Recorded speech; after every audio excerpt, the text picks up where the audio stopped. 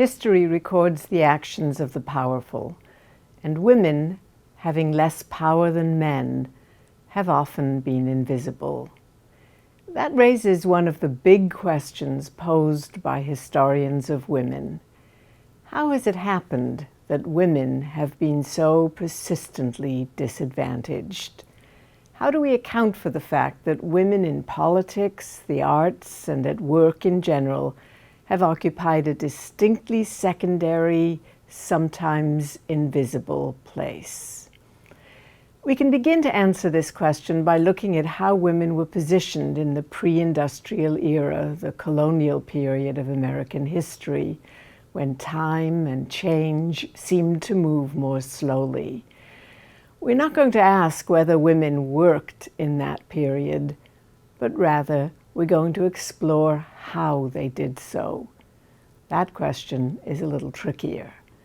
When we look closely at the colonial period, we note that family ruled. Push a bit further, and you might want to describe the family as patriarchal, governed in almost every instance by a male head. Push more, and it becomes clear that families rooted in European tradition reproduced a hierarchical social order responsible to their royal monarch. This order was held in place by faith in God. The king was God's representative.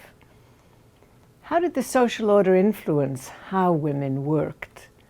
Everywhere, the family was a fundamental building block of social organization. This was true in the pre-industrial economies of Europe, as well as in the colonial period in the Americas.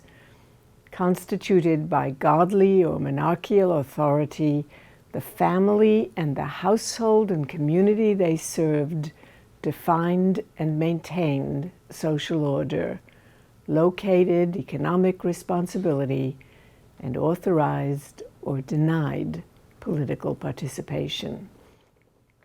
But here's the rub.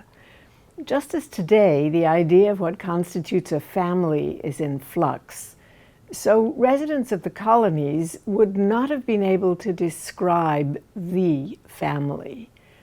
Rather, there were different kinds of families, each responsive to their own religious pressures and social demands, and each supportive of particular economic needs.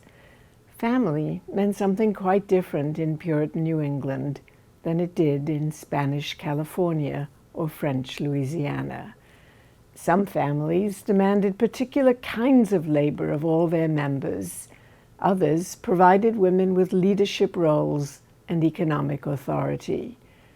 All of them constrained women's voices within patriarchal structures ordained by religious injunction.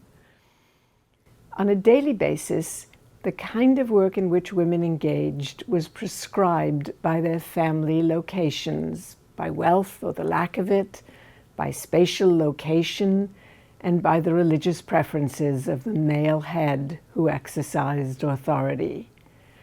Let's start then with the family. Let's take a look at women's positions in some different kinds of families to see what we can learn about where and how women worked, and if and how they exercised power.